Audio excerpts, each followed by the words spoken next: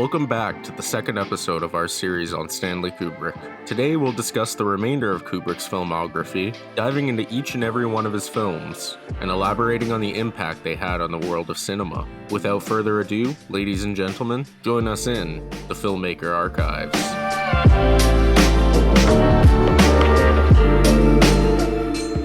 The next series of films Kubrick would go on to direct, while not as highly budgeted as some pictures of the same ilk, were far more well-funded than anything the director had worked on before. Paths of Glory would be Kubrick's first step into making Hollywood-sized feature films, and working with well-renowned Hollywood actors. The film is an anti-war story set during World War I, and follows a commanding officer for the French army whose troops refuse to continue on a suicidal battle, which would cost them their lives. The officer then attempts to defend his men from being court-martialed for the refusal to fight. Studios were not interested in the film at first, that is, until the script garnered the attention of a Hollywood heavyweight, Kirk Douglas, which resulted in the film then being fully funded by United Artists. Upon finishing Paths of Glory, Kubrick began writing two different scripts, neither of which garnered any interest from studios. Meanwhile, Kirk Douglas had begun production of the film Spartacus, serving as both the actor in the titular role, as well as executive producer. Anthony Mann, a well-regarded director of the time, began shooting Spartacus, and even went as far as to film the first sequence before leaving the project due to disagreements with Douglas. Douglas, having previously enjoyed working with Kubrick, decided that he would hire Kubrick on as Mann's replacement. Kubrick agreed to be loaned out to Universal to direct the epic, this being his first truly large Hollywood production. Talking about the production of Spartacus, Kubrick stated, "When Kirk offered me the job of directing Spartacus, I thought that I might be able to make something of it, if the script could be changed. But my experience proved that if it is not explicitly stipulated in the contract that your decisions will be respected, there's a very good chance that they won't be. The script could have been improved in the course of shooting, but it wasn't. Kirk was executive producer. He and Dalton Trumbo, the scriptwriter, and Edward Lewis, the producer, had it their way." Kubrick explained that he achieved only limited success in making the film visually interesting, as a way of counteracting Trumbo's pedestrian dialogue. Spartacus remains the only film over which he did not have absolute control. "I've since involved myself more and more in the administrative side of film production, because it is in this area that many artistic battles are won and lost. Many of the cast and crew treated the young director poorly, not wanting to listen to someone so early in their career. Russell Meddy, a veteran cinematographer, scoffed at Kubrick anytime he had suggestions in regard to shot compositions or lighting. Meddy, having been accustomed to working quickly, was frustrated by Kubrick's constant and obsessive care he took on each scene. Though Meddy and Kubrick got along poorly on set, the cameraman had no one else he could thank when he received the Academy Award for Best Color Photographer for the film that year, an award which arguably could have gone to Kubrick for his unparalleled attention to detail and micromanaging when it came to his set work. Kubrick did not remember the film with any great satisfaction, though it did serve as a significant experience guiding him to strengthen his resolve in order to safeguard his artistic independence in making films in the future.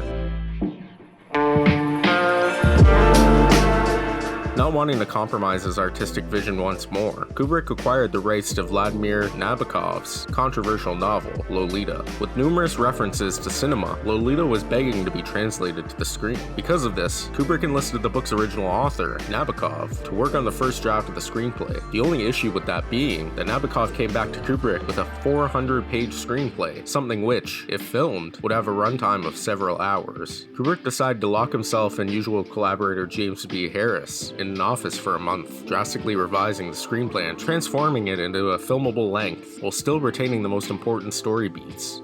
Nabokov would later speculate that Kubrick used only about 20% of the final draft he wrote.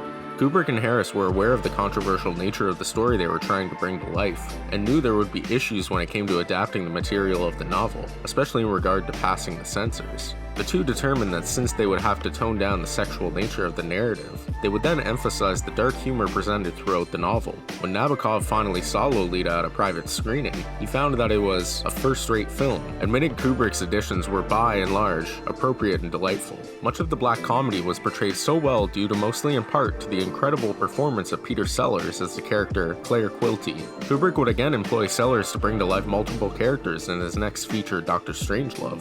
Lolita was the last film Kubrick made in association with James B. Harris, the two having worked together on The Killing and Paths of Glory. Harris elected to go back to Hollywood to become a director himself, as Kubrick decided to stay in England and make Dr. Strangelove, a film which would expand on Kubrick's insight on the folly of humanity, this time to cosmic proportions. While researching the Cold War and nuclear powers in the world, Kubrick came across the novel Red Alert by Peter George, and swiftly bought the rights to turn it into a film. As he began working on the script, however, Kubrick got word that a production chief at United Artists, one which he butted heads with many times over the course of working with the studio, was producing and developing a film based on the Eugene Burdick and Harvey Wheeler novel Failsafe, which shared more than a passing resemblance to the primary concept of Red Alert. Kubrick decided to instigate a plagiarism suit on Red Alert author Peter George's behalf against the Failsafe authors, hoping to tie up the film production in litigation, thus preventing the competing films from being made. Unfortunately for Kubrick, the litigation failed to secure an injunction, allowing Failsafe to proceed with its production. For any other director, this would spell disaster. Another studio making the exact same movie as yours, and planning to release it the same year no less, and knowing Kubrick and his insistence on perfection, would probably allow the rival film to release before his. Instead of admitting defeat, Kubrick decided he would just approach the film differently than his adversary. He no longer saw Dr. Strangelove as a straightforward melodrama, conclusively changing the tone of the film to that of a pessimistically dark comedy of grand proportions. Having just come off the heels of Lolita, accustomed with changing the plot of the novel to fall in line with a more cynically humorous worldview, Kubrick sought to do the same with Dr. Strangelove, however this time to much grander effect. In Dr. Strangelove, Kubrick has turned the searchlight of satire on the balance of terror that the nuclear powers seek to maintain to hold each other in check. In so doing, Kubrick illuminated the common foibles of ordinary humanity as well. Human flaws that are all the more obvious when they come to the surface in the context of a cosmic catastrophe. The unsettling theme that emerges from Dr. Strangelove is the plight of fallible man placing himself at the mercy of his infallible machines, and bringing about his own destruction by this abdication of moral responsibility.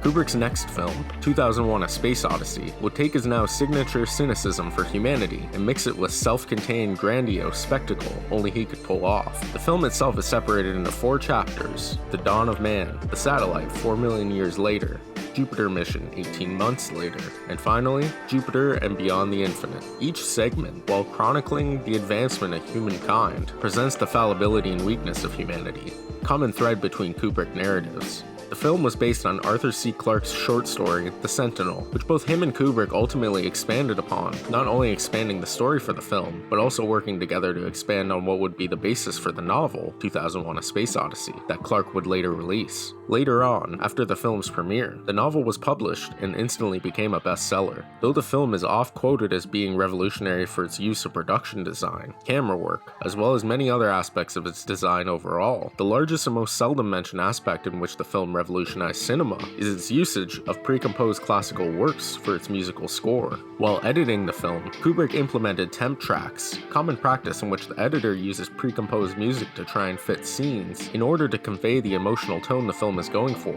Instead of just telling them to imagine the music, temp tracks are often used to show film executives a more tangible idea of what the film will look and sound like. Kubrick decided to implement pre-recorded tracks of classical music to fit the scenes in the film.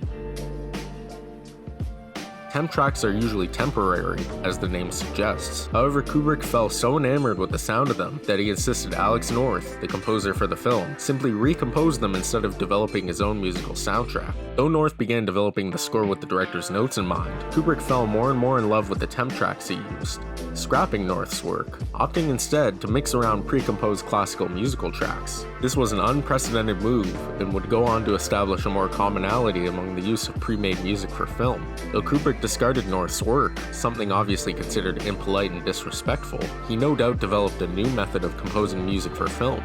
Kubrick next attempted to get his dream project off the ground, a biopic on the French statesman and military leader Napoleon Bonaparte. He spent time developing the film, planning to film battle scenes with 35,000 people or more, even going as far as to make 4,000 costumes for the extras for these scenes. He even talked with a young Jack Nicholson to play the lead. There were a few issues, however, getting the finances to fund such an elaborate project, and compressing the enormous amount of data Kubrick and his team collected on Napoleon into a script which made narrative and emotional sense.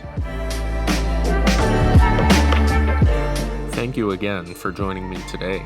In the next episode, we'll discuss the golden age of Kubrick's filmmaking, starting with A Clockwork Orange, and finishing with Kubrick's most underrated masterpiece, Eyes Wide Shut. Until then, I'm Marshall, and this is my Secret Black Project.